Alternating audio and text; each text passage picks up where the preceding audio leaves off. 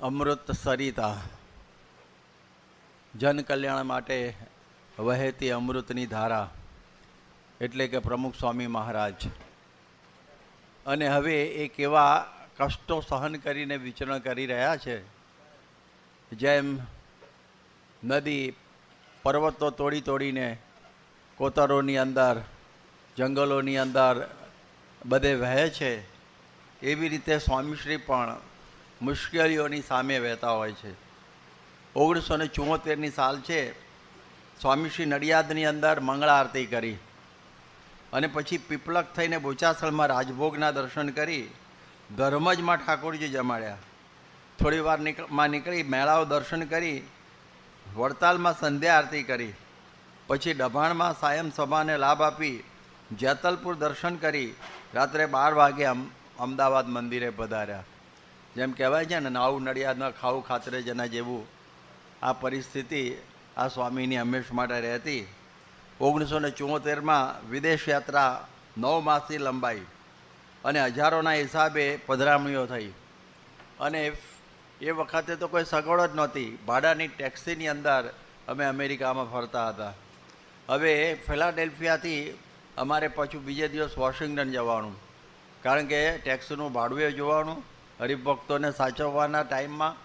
એટલે સાંજના 3:30થી 4 વાગે પધરામણી શરૂ કરી, બીજે દિવસે સવારે 4 વાગે પૂરી થઈ. આખી રાત. અને પછી નહીં ધોઈને તરત જ સવારે 5-6 વાગે એ વોશિંગ્ટન જવા નીકળી ગયા. આવી પ્રકારની મુશ્કેલીઓ.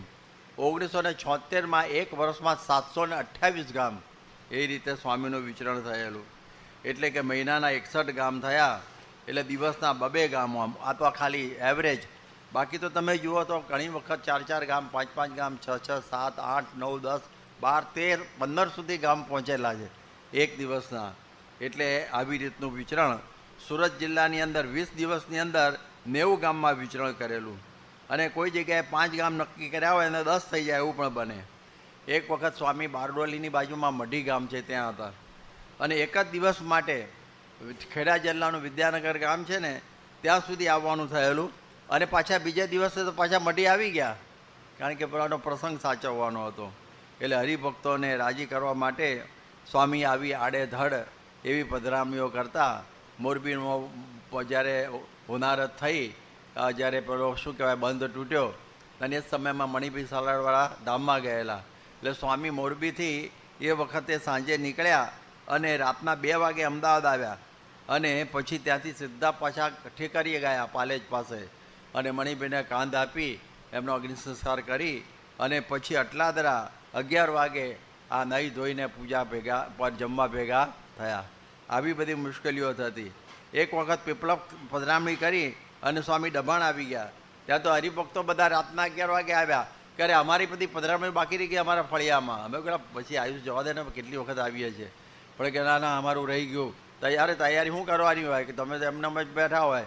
અને આ પ્રમાણે માન્યા નહીં. એટલે સ્વામી પાછા રાત્રે ઠંડી હતી 11:30 વાગે ઉઠીને ગયા. અને ત્યાર પછી આ પ્રમાણે 12 વાગ્યા સુધી પધરામણીઓ કરીને પછી ડભાણ આવ્યા. એક વખત બદલપુરથી અમે આણંદ ગયા, ત્યારે 1983માં 1983 ત્યારે આણંદ 13મું ગામ હતું અમે પહોંચ્યા ત્યારે. એવી પરિસ્થિતિ હતી ને રાતના 12 વાગેલા અને આણંદના ટાવરમાં ટકોરા પડેલા. એ મહીકાંઠાના કોતરના વિસ્તારોની અંદર સ્વામીને ફરવાનું થાય. બદલપુર બાજુ બધા ઘણા ગામો 40. અને એમાં પથારી એ લોકો પથારી કહે, એટલે એક ખેતરથી બીજા ખેતરે જવાનું. અને બધા ખેતરિયા ત્યારે છાપરિયા બધા ગામ હોય, એટલે ખેતરમાં છાપરિયા, અને આપણે અંગ્રેજીમાં ફાર્મ હાઉસ કહેવાય. પણ એ બધા ખેતરની અંદર છાપરા હોય, એટલે આ બધી રેતીને કાદવને ખૂંદતા સ્વામીને જવાનું. એક પથારીથી બીજી પથારી, એટલે એક ઝૂંપડાથી એક ખેતરથી બીજા ખેતરે જવાનું હોય. 2 કિલોમીટરનું અંતર કાપવાનું હોય. આવી પ્રકારનું. 1977માં ભર ઉનાળે સાબરકાંઠાનું વિચરણ ગોઠવાયું. હવે એ વખતે ઘણા કહેતા હતા કે સ્વામી ઉનાળામાં તમે મુંબઈ રાખો તો મુંબઈના હરિભક્તોને લાભ મળે. ત્યાં કેરીની સિઝન હોય એટલે રસોઈ પણ થાય, અને એકદમ ઠંડક હોય છે બોમ્બેમાં તો. કારણ કે બોમ્બેમાં 35થી કોઈ દિવસ ઉપર જાય નહીં ભૂલમાં.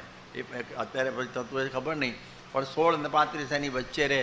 એટલે મજા આવી જાય, ઉનાળા જેવું લાગે નહીં. ત્યારે સ્વામી કે સાંભળો, આપણે ઉનાળામાં તો ગામડા જ સારા, કારણ કે ત્યાં સારી રીતે સભા થાય, વિચરણ થાય. કારણ કે શિયાળામાં ઠંડી હોય એટલે બહાર સભા ન થાય, ચોમાસામાં કાદવ થયો હોય એટલે આપણે કશું કંઈ મુસાફરી ના થાય, અને મુંબઈમાં તો હોલ હોય એટલે ચોમાસામાં પણ ચાલે, એટલે ઉનાળામાં નહીં. તો પ્રમુખ સ્વામી મહારાજ 1983 સુધી કોઈ દિવસ મુંબઈ ગયા નથી ઉનાળાની અંદર કેરી જમવા માટે. પછી એમને હાર્ટ એટેક આવ્યો ત્યારે પહેલી વખત ત્યાં 1983માં મુંબઈ ઉનાળામાં ગયા. એટલે સગવડ શોધવાની નહીં, સમજણ પડી કે નહીંતર આપણે કહે ને હા મજા આવી છે કેરીનું જમવાનું, મજા આવશે વાપસ કરી અને ફર્સ્ટ ક્લાસ રીતે ત્યાં આગળ વળી ઠંડક સિમલા બોર્ડનો પવન. પણ સ્વામી કોઈ દિવસે આવું શોધેલું નથી. એક વખત 9મી માર્ચ 1979ના દિવસે સ્વામી ગારિયાધારમાં થોડી પધરામણી કરીને 8 વાગે નીકળ્યા. એકાદશીનો નિર્જળા ઉપવાસ હતો ફાગણ મહિનાની. અને પછી ત્યાંથી મોરબા ગયા, ચારોડિયા ગયા, કુતાણા ગયા. આ ગયા એટલે બધી જગ્યાએ પધરામણી સમજી લેવાની હો. અને પછી ત્યાં સભા પણ થોડી થતી હોય. પછી વેળાવદર ગયા, વેળાવદરમાં નગર યાત્રા, પછી સભા કરી, ત્યાંથી મેકડા પધરામણી કરી અને મોટા ભમોદરામાં મૂર્તિ પ્રતિષ્ઠા કરી. અને પછી જેસર પહોંચ્યા ત્યારે રાતના 11:30 વાગેલા.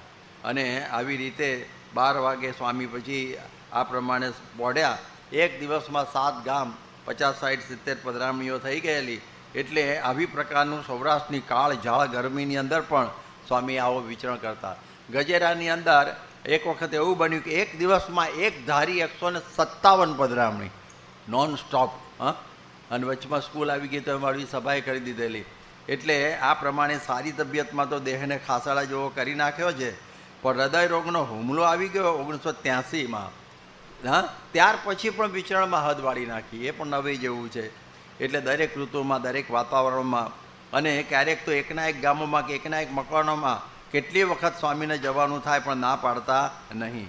અને આ પ્રમાણે 83માં એમને હાર્ટ એટેક આવ્યા. પછી 1984ની અંદર વિશ્વ પ્રવાસ કર્યો એમણે. 5 ખંડની ધરતી એક સાથે લઈ લીધેલી. આફ્રિકા ખંડમાં, યુરોપ ખંડની અંદર, પછી અમેરિકાની અંદર, પછી જાપાનને બધું એશિયા ખંડની અંદર, સિંગાપુર થઈને પછી મુંબઈ આવેલા. આમ ફરીને ગોળ અરાઉન્ડ ધ વર્લ્ડ. એટલે આ પ્રમાણે સ્વામી આવું વિચરણ કર્યા કરતા. એક વખતે સ્વામી 1985ની અંદર અમદાવાદ હતા અને ગુણાતીતાનંદ સ્વામીનો દ્વિશતાબ્દી મહોત્સવ હતો અને 59 દિવસ ચાલેલો. અને સ્વામી થાકી ગયેલા અને એકદમ આમ તબિયત ઢીલી પડી ગયેલી. એમાં દીપચંદભાઈ ગારડી, આમ તો એ તો જૈન કહેવાય, એટલે કે સ્વામિનારાયણ કંઈ નહીં, પણ સ્વામી વિશે ભાવ કે એમના હાથે ગુજરાત ફેડરેશનની એક પાંજરા બનાવેલી એમણે મોરબીમાં, એનું ઉદ્ઘાટન કરવાનું હતું. અને એમણે સ્વામી હા પાડી દીધી કે આવીશું અમે. પણ પછી તો બહુ તબિયત બગડી, પણ બોલ્યા નહીં. અને એવી ભાંગતી તબિયતે વાંકાને ને મોરબી ને પછી ભુજ એમ પહોંચ્યા. ભુજની અંદર આમ બધા દર્શન કરીને આવીને સીધા સૂઈ ગયા. મેં કેમ સૂઈ ગયા સ્વામી?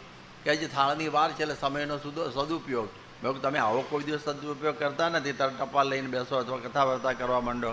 પણ જોયું કે તાવ હતો તો પણ માંડવી જઈ પહેલાંને રાજી કરી અને ગાંધી ધામ આવીને એકદમ ભૂસ દઈને પડ્યા. મહિનો તાવ, બાદરા અમદાવાદ પછી લાવવા પડ્યા. એવી પરિસ્થિતિમાં એ પાછું એ પડવાનું જ નહીં, સખત ઠંડીની અંદર પણ ચરે વેતી. એટલે વિચરણ જ કરવાનું. એટલે આપણને એમની આ ખ્યાલ આવે કે કેવી મુશ્કેલીઓની અંદર પ્રમુખ સ્વામીએ ગામમાં આ બધું વિચરણ કર્યું છે. એક વખત એક ગામની અંદર લગ્ન પ્રસંગ હતો કે અત્યારે ઉનાળામાં અમને નહીં ફાવે તો કડકડતા શિયાળામાં પારાયણ ગોઠવી લો, હેરાન થવાનું હોય તો પણ.